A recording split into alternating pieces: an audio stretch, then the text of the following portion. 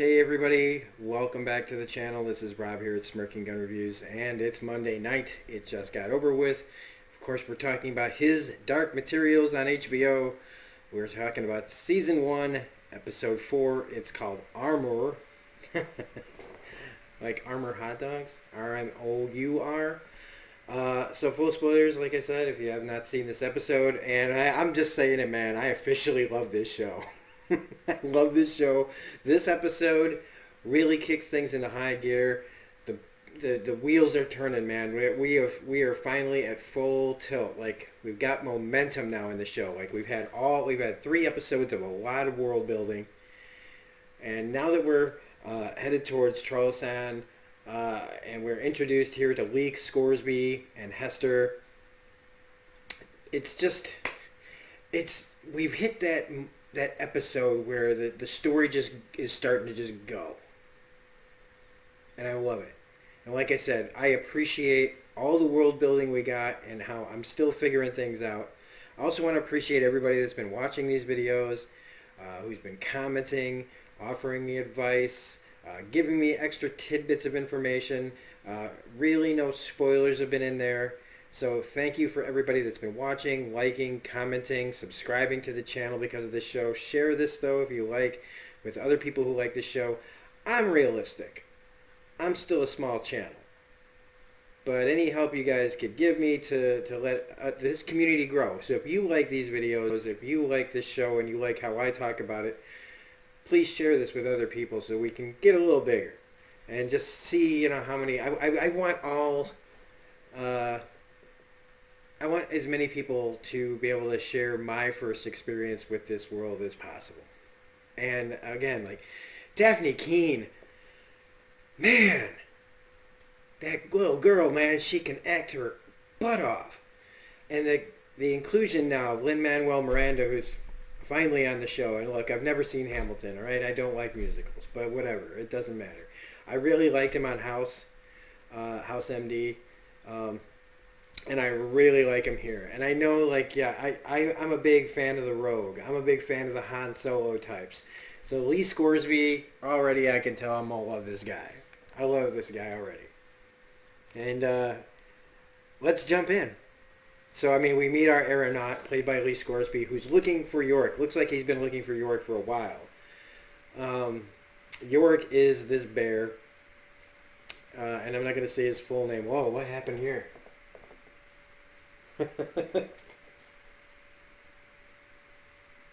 Uh-oh, what the heck just happened there? That is really weird. That was really weird. So anyway, I think I got a ghost in the house, or a ghost in my machine, maybe. I don't know. So we find out York is this bear that he's looking for. He saved Lee's life, and he owes him, so they're going to kind of either like rescue him. They don't really know what his situation is, but they're headed there, and they now see that they're not the only ones headed to Trollosan. And this is where we see, Lyra on the ship, as everybody's basically getting to this place at the same time. It's this like this fishing area, run now, or like starting to be infiltrated by the Magisterium. And again, I just love this so much. Plus, James Cosmo in this episode, man, we get to see a side of him. I don't think he's ever shown in anything I've ever seen. He has always been the big, brave commander type, like on Game of Thrones or in Braveheart. Just the kind of stern, but like just proud and warrior. And he is fantastic in this too. Also, the cinematography, this place that they found to film in, is really great. This guy's great too, and I kept trying to remember where I know him from. That guy with the face. That guy with the face. He's great too. We find out from Coram. All right, I was calling him the Lord Commander, but I wrote down his real name. His name is Coram. They have to see the counselor first before they can see the witches. They need to get to the Witches' Council to get Seraphina's help, somebody that Coram knows. He's like the counselor type guy. That guy. He's like a middleman. He's the guy that you talk to, and he sends the messages to the witches. And he has like a test. And I believe this is the guy. I don't know the actor's name. I didn't check my IMDb or anything. I think he's the guy from The Mummy. He looks like the guy from The Mummy that was the one who had Brendan Fraser in the who ends up having the scarabs like crawl in him because he has like keeps collecting all the jewels and gets greedy. I think that's who that is. I'm not 100%, but that's who he reminds me of. It's been a long time. It's been like 20 years since I think The Mummy came out. But he puts Lyra to the test with her elithemia. Oh man, just it's the compass. I wrote it down too. The elith. Oh man, I'm not doing it. I had a long day of work, man. I'm not saying big words today. I don't have to. But it works. She impresses him with her ability to find this thing that belonged to Serafina. Plus, foreshadowing here, he gives her a little bottle of something that when you absolutely positively need her brought forth, or to come to your aid or whatever, this works. So I'm sure that is going to be a very important plot point going on later in the show. They also talk about whatever's going on up north with the kids, there's a process going on. Now what that means, I surely don't know, but it doesn't sound good at all. And this makes Marissa look even worse than she already does. But they talk about how she asks the counselor, what am I not asking you that I need to ask? And he talks to her about getting an armored bear. And like I said, I've never seen the Golden Compass, but I always like the idea whenever I see the pictures and the posters and the trailers for that movie. I see a great big polar bear wearing armor, and I'm like, yeah, where do I sign up for that? I want that. Can I have that, please, right here, right now? So I've been looking forward to this for a while, so that's why I'm a little more juiced up and jazzed about this than maybe more than usual. So they go where they find him, and he's this he's this big polar bear. He's got some cuts on his face, and she just straight up talks to him very bluntly. This huge bear that talks. We also find out that the bears kind of do their own thing. They don't have daemons. They don't have masters. They don't have. They kind of just maybe I guess some animals in this world. They're so powerful they don't have anybody that they're connected to. They're connected to something else, and the bears are connected to armor, which is whatever. It's a sci-fi world. I accept it. It's just the way it is. I mean, it's way more interesting than anything going on in this world, let me tell you. But she talks to him very bluntly, almost calling him a coward at one point. And he's up in her face, and she doesn't flinch. And I know that she's just looking at a CGI ball or whatever, but that little girl, man, she acts like she's standing right in front of a bear. And she's badass. But he won't go with him. It's one of these episodes, though. Like, this is a cliche of the reluctant hero, the person who's like, I can't help you. Knowing that down the road they're going to find some way to prod and find out what he needs or put him in a situation where, he'll give them what he wants. And I'm telling you, isn't that the guy from The Mummy? Well, we go to Marissa, who's at the Magisterium, and she's there to talk to the Cardinal. These people, I don't like them. She wants to know what they're going to punish her for. And they say, well, we're not going to punish you. We're just going to strip you of all your duties and your power. That's like, okay. Well, she's like, well, let me tell you why that's not going to happen. Okay, I have Azrael. He's being held by the bears. Pardon me, I just hiccuped. And, you're going to let me go on unabated, and I need access to an elithometer. Oh, man, I almost got it.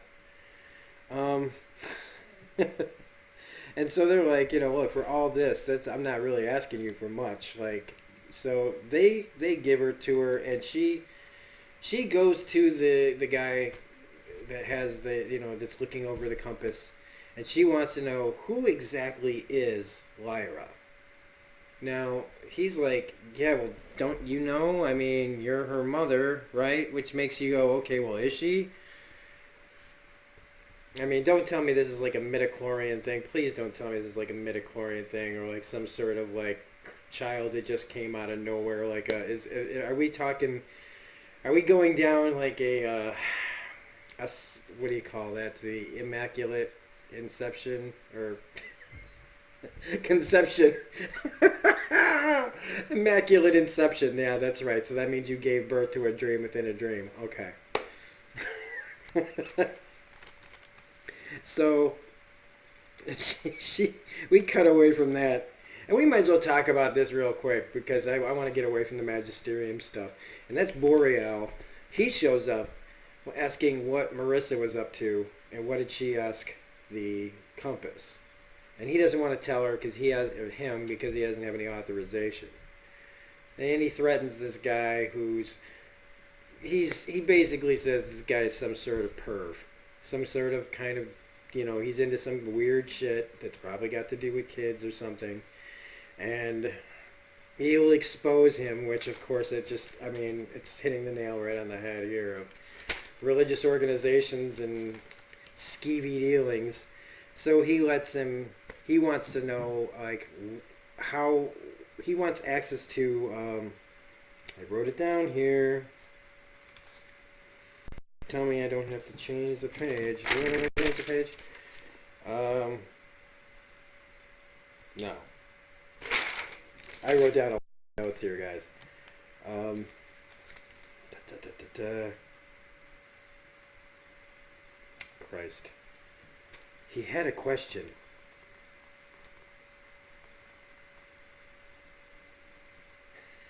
This is dead air. I'm sorry. He wants to know what the guy Gorham or whatever was going on with him. I'm gonna get to it eventually, and I should have just stuck to the script, right? Sorry, everybody.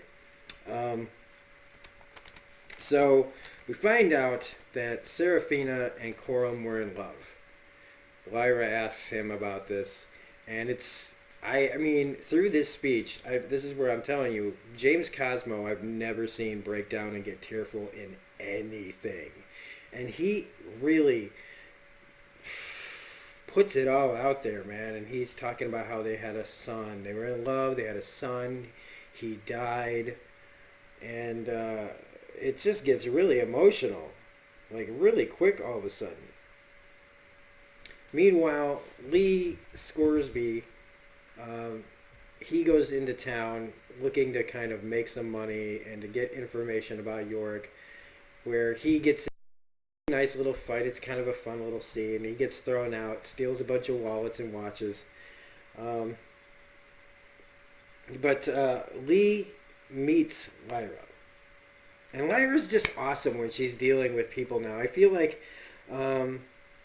that she handles adults now that she knows the score, now that she knows like what's going on, and she can't really trust people, and these people need her, and she's got confidence, that she's just dealing with things on such a great level. But I'm worried about overconfidence factor down the road, that she's become such her own person and been able to handle herself in so many situations that I feel like that means that they're probably setting her up for kind of a fall. For an emotional kind of problem where something, just doesn't work out for her. Maybe even in the next episode after I saw the trailer coming up. Then there's the bird, the daemon that is Serafina's bird. I was like, man, I know this is a CGI bird, but that's a beautiful bird. Kaiser. And he asks if you come to make war. And we find out that, yeah, they're like, yeah, we're going to have to fight. But there are several groups already that are not all on the same side as these people, and they're looking for dust. Others are out there too. So there's a lot of stuff going on up north with there's multiple groups doing all sorts of shady stuff up there. I don't know if it all has to do with the Magisterium and Marissa, or if any of these are just groups on their own, like kind of like bandits, like how there's, I don't know, I think if you maybe you know what I'm talking about. just people that are out for their own stuff besides the magisterium. I don't know if that's all connected though. But Serafina has given this bird word that she'll be helping them, and they've got she's on their side no matter what.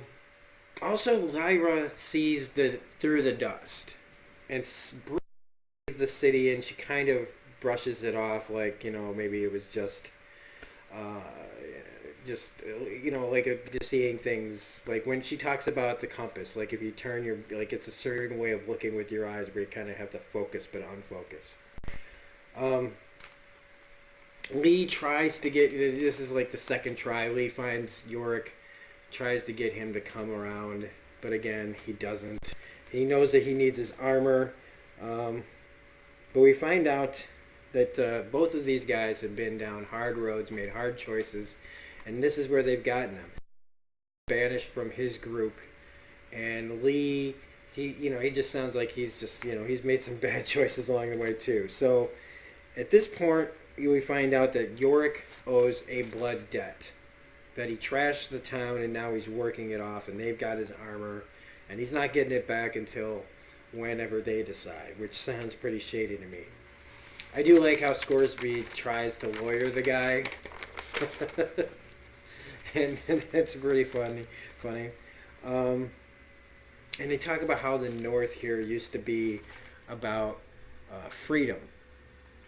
And for those who want to just get away or something else. And then now with the magisterium slowly moving in and controlling that, the world's getting smaller and getting more controlled by these people that want to control not just the North, and they want to control not just the information either. They're trying to control the world, and that's, I don't like this bit of that story because it's too. This is where it feels like our world, the people that are in charge trying to wedge their, force their control onto everybody. And Marissa plotting with the bears, like she's writing out this message, like practicing a speech. So we know that she's got the bears to get Azrael. It's a scene that happens off screen. I don't know if we'll see that happen, if we're just going to accept that Azrael's just been doing his own thing and he's going to be in a jail cell someday. Lyra, though, learns about his imprisonment, and she finds out that Yorick was tricked into the situation, that they basically, it sounds like they got him drunk and then he trashed the place. But King Fa, when he hears this, he's unmoved by the story. He's, again, he's trying to look out for his own people. Oh, and there we go. I get to the Boreal part. He wanted to know what she asked. He wants to know what Grumman discovered. And then Lyra, she now, she has this great scene with Lin-Manuel. Daphne and him are really great playing off each other, where she's trying to get him to give her the information that she wants about Yorick, offering him a job. She's just smart as hell, especially when she's talking about cards and make sure I never play cards with you. Oh, and she's quick and she stole my bacon. She just does a Batman there, where he just turns for a second, she's just gone. But she knows that he needs his armor. And so she goes to Yorick, says, hey, I know where it is. We can get it. Your armor. He wants to make her know that I'm going to kill him. So, and also that the armor is kind of like their daemon, which is very interesting to me. Sky iron, he calls it. So she breaks out the compass, and and it tells him where it is. It's in this church, and I'm telling you, she keeps breaking that thing out a lot, the compass, and I feel like you keep. I feel like it's something that's supposed to be kind of kept secret, but she's just breaking it out all over the place. So I feel like that's probably going to be something that we're going to have to pay attention to as well. But Yorick goes nuts and goes and finds, and it's a really impressive scene. I wish I could just fast forward to it. I mean, I'll try to. But Yorick goes after his armor, and it's a really, really cool scene. They do a lot of practical effects showing like the effects of a bear running through a town. Uh, they do a lot of just really cool things where you could tell that they just had to maybe knock things off shelves and things like that. It's also like pretty, like the fact that this town lets a bear just walk around when I mean this bear could just like, go to town on these people. But he finally gets into the church. Ask me how he puts on armor. 'Cause I surely couldn't tell you how he does it. He's only been there for a little while, so maybe he has like, uh, here we go, um, like things just kind of clip on. Because I'm pretty sure he doesn't have opposable thumbs, so I don't know how he does that.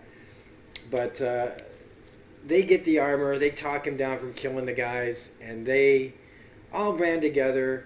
Lyra brings Yorick and Lee to Coram and King Fa, who didn't know any of this. She just she's basically not asking for permission. She's asking for forgiveness a little bit. Like, here's the people that I have that they're coming along. Sorry, so they pay Lee with his aeronautics to come along. They've got an armored bear. They're headed up north. Meanwhile, Marissa is talking to King Yofa, the king of the bears. And it sounds to me like Yorick used to be the king of the bears, and now he's been banished. And it sounds like Marissa had something to do with that. It also sounds like this other bear had something to do with this. So maybe we're talking like a coup d'etat up in Bearville. But she offers this bear, which I feel like she's going to say whatever she has to get this guy to do anything, because I don't feel like the Magisterium would honor any of this. But she says that they'll give him a baptism and make him, and only him, the one and only bear to be able to join the Magisterium. Now, why anybody would want that, I don't know. I guess he wants power. He doesn't he doesn't seem like the brightest guy. For first impressions, he seems like somebody who took something that he wanted, and now he's got a taste for power, and now he wants more.